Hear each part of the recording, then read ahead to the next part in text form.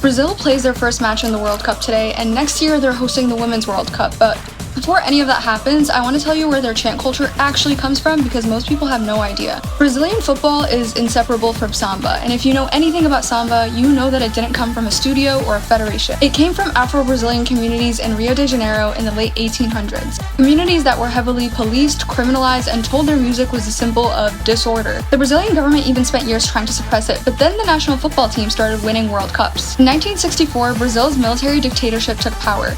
By 1970, they figured out that football was more useful than any propaganda poster ever could be. So they took samba, put it in a World Cup anthem called Forward Brazil, blasted it on every television in the country, and presented it as national unity. And it worked, partly because the 1970 team gave them something real to point to. Pelé, Jairzinho, Rivelino, football's so beautiful it became living proof of everything the beautiful game was always meant to describe.